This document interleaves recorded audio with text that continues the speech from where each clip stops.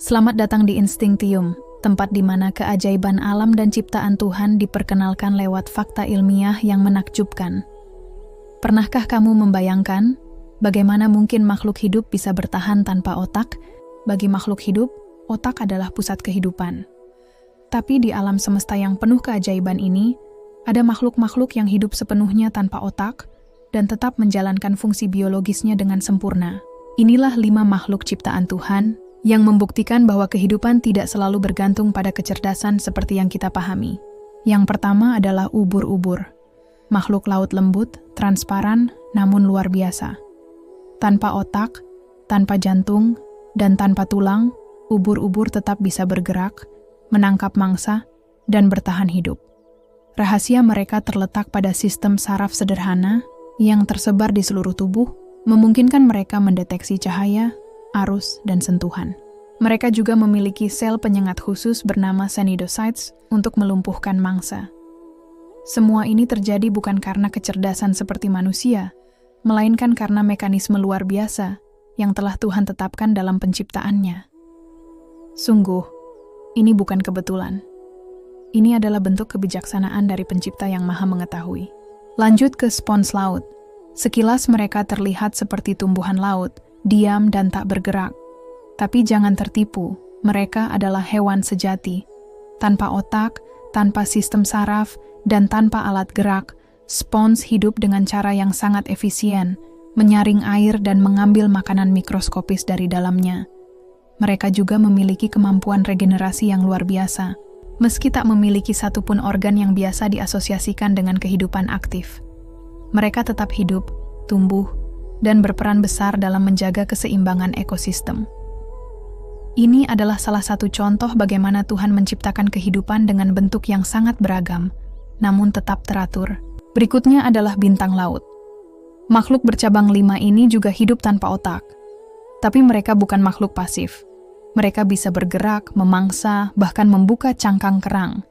Bagaimana caranya? Dengan jaringan saraf yang tersebar di setiap lengannya, serta sistem hidrolik yang menggerakkan ratusan kaki tabung kecil.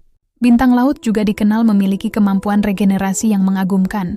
Jika salah satu lengannya terputus, ia bisa tumbuh kembali. Semua fungsi kompleks ini berlangsung tanpa pusat kendali seperti otak. Tidakkah ini menunjukkan kemahakuasaan Tuhan dalam merancang makhluk-makhluknya? Selanjutnya teripang atau timun laut. Bentuknya memang sederhana, tapi fungsinya luar biasa. Teripang hidup di dasar laut, membersihkan pasir dan membantu mendaur ulang zat organik. Meski tanpa otak, mereka bisa bergerak, bereaksi terhadap ancaman, dan bahkan mengeluarkan organ dalam untuk mengecoh pemangsa. Lalu, organ itu akan tumbuh kembali. Kemampuan ini tidak muncul karena kebetulan. Ia adalah bagian dari sistem hidup yang telah Tuhan tetapkan dengan penuh hikmah. Terakhir, koral. Banyak yang menyangka bahwa karang adalah batu atau tanaman laut, padahal mereka adalah koloni dari ribuan hewan kecil bernama polip.